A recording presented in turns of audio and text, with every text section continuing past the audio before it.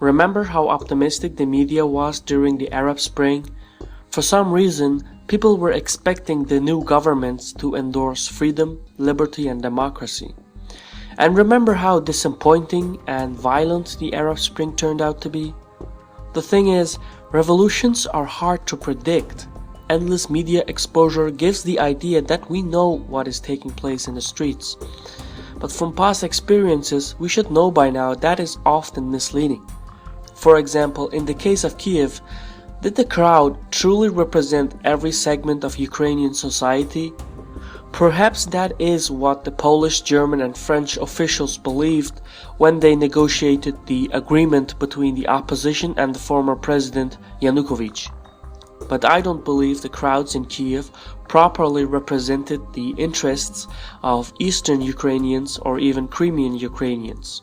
And I don't believe the neo-Nazi dominated crowd truly represented the modern Ukrainian society. In many parts of the country, people are still angry and bitter over the results of the Kiev uprising. It doesn't mean they liked Yanukovych, it just means they wish to be part of Ukraine's new government. 3 of the country's leading political parties are not even represented in the new cabinet. Now, it's true that the Eastern and Crimean population, both which have a pro-Russian stance, can be represented in the parliament, but then the new government actually returns to its old constraints that created the crisis in the first place. My name is Shivan and this is Caspian Report for Maidan TV. For more information, visit the website and social media pages provided in the description page. Now, I am confident that nobody is going to miss Yanukovych. And I'm also pretty sure that nobody cares that the impeachment was illegitimate or not. What people do care about is the future of the country. What is going to happen next? Now, I'm not going to speculate what might happen or what could happen because it's simply unpredictable. However, there are certain limitations set on Ukraine's capabilities. For example, the country just reinstated the 2004 constitution, which returns Ukraine to a parliamentary system. This might seem like a step in the right direction, but in truth, it actually makes it more accessible for Russia to exert its influence on Ukraine's domestic politics. In the past, the parliamentary system was exploited and manipulated by Putin and Medvedev. The Russians played both the ruling party and the opposition by bribing parliamentary members and party leaders, similar to divide and rule, but on a smaller scale. The main strategy here was to counterbalance Ukraine's political leadership as to ensure that no one person dominated Ukraine. This basically meant playing Tymoshenko versus Yanukovych, and in this regard, Putin preferred to work with Tymoshenko because she was easier to bribe than Yanukovych was.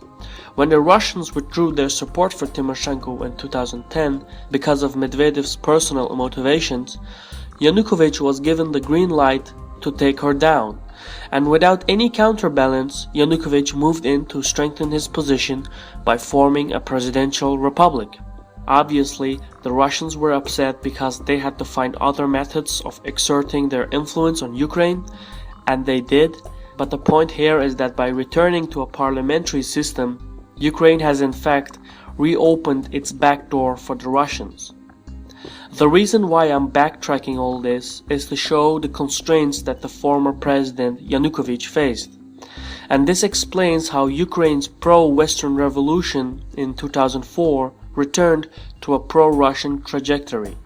Now, besides the Ukrainian politics, Russia has other leverages on Kiev. Most of them come down to the economic state of Ukraine. One of the main concerns here is that Kiev needs about $17 billion to pay its debts for 2014. Russia is willing to loan $15 billion and give Ukraine a discount of about 33% on its natural gas imports. But the Russian condition is that the Ukrainian leadership reject integration into Western institutions like the EU and NATO, and instead look towards integration with the Russian-led Eurasian Union. And this is what started the crisis back in November 2013. Now, if Ukraine continues down the European road, Russia will increase the natural gas price back to $400 per thousand cubic meters. And they would cancel the $15 billion aid package to Kiev. Plus, the Russians could even increase Ukrainian import taxes, making it even more expensive for Ukrainian goods to be exported to Russia. In essence, Russia could, economically speaking, cripple Ukraine. And if you're thinking that the EU can prepare an economic aid package, think again. The EU can barely keep its own members afloat and has very strict austerity regulations. And Ukraine has an infamous record for its white elephant projects. The country spent about $14 billion, money which it did not have, just to host the UEFA 2012 European Soccer Championship together with Poland. So the Europeans are certainly not going to aid a non-EU member. But then there is the IMF loan, which comes with severe conditions that would require Kiev to completely redesign its financial system. If you look at the past IMF reforms in Asia and Latin America, you'll notice that the loan conditions often led to worsening conditions for the majority of the people. The IMF loans are infamous as the medicine that is worse than the disease. Recently, the Ukrainian Prime Minister Yanukovych hinted that his government is moving towards the IMF option. I'm not sure whether this is the right decision or not. All I can say is the IMF loan conditions will hurt ordinary Ukrainians the most.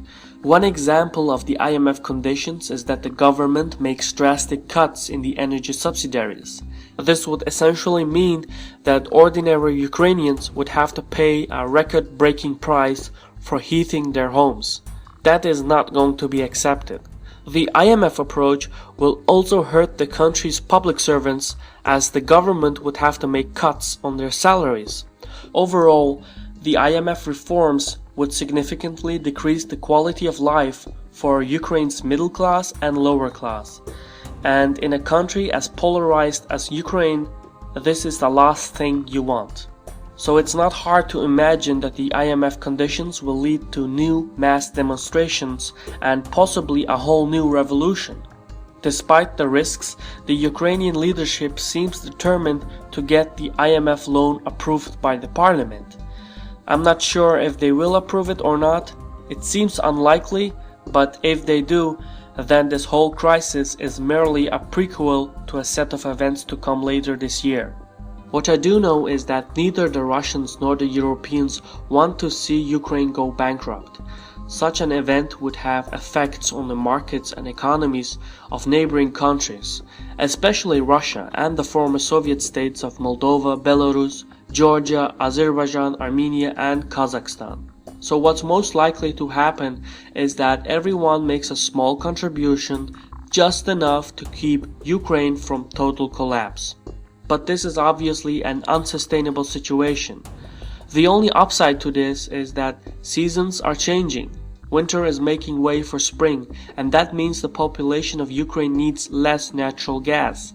And so Russia's energy card won't go into full effect until the months of September-October. Kiev is in a difficult predicament. It has to choose between a loan from Western sources or a loan from Russia, both with their own set of conditions.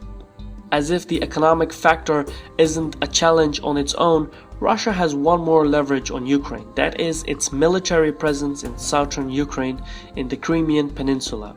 Here, ethnic Russians are the majority by 58%, so Russia could easily stir up separatist tendencies in the region. Armed Russian supporters and soldiers have already taken over strategic positions by occupying the Crimean parliament and two of its airports, and even blocking the roads into the peninsula.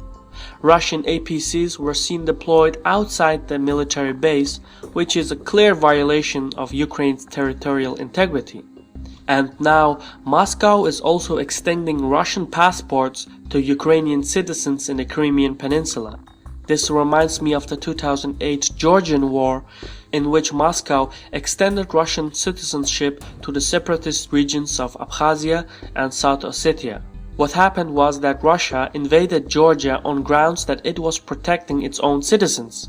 So the only feasible reason why Russia is giving out passports in the peninsula is to preserve the right for military intervention based on the defense of its own citizens.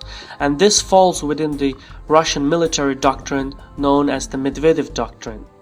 And again, just like before the 2008 invasion of Georgia, Russia is holding large-scale military drills near Ukraine's border. Now, this doesn't mean Russia will invade Ukraine and take over the country by force. No, it means Russia is signaling to Ukraine, to the European Union and to the United States that Moscow is prepared to act militarily if they find no political solution to Ukraine that is acceptable for the Russians. In my earlier report, I explained why Ukraine is essential to the long-term survival of the Russian state. If the Russians feel that their position in Ukraine is threatened, they will act, militarily if necessary. I think there is no way to sugarcoat this. Russia is provoking and escalating the situation and clearly breaching Ukraine's territorial sovereignty, and there really isn't much Kiev can do about it. It's not even clear to what extent the Ukrainian government controls its own forces in the various regions of the country, let alone wage war against Russia. The Ukrainian parliament is now calling on the UN Security Council to discuss this issue based on international law. But Russia is a veto member and thus can block any resolution from passing. The thing is, there really isn't anything Kiev can do about the Russian military presence. In fact, Kiev needs to be extremely careful not to react towards the provocations, because the Russians are itching for an excuse.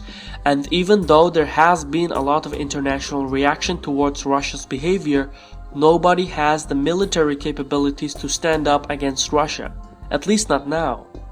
How far Russia will go depends ultimately on the new government in Kiev, and Putin seems confident that Ukraine will realize the political, economic and military restrictions that are in place and make the necessary compromises, like forcing parliament to appoint Tymoshenko as the prime minister. And since the 2004 constitution is reinstated, that would make her the most powerful person in Ukraine.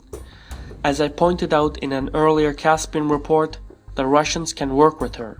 Either that or the path to Europe will severely cripple Ukraine. So considering all of this, I find it hard to imagine that the new Ukrainian government will differ from the previous government.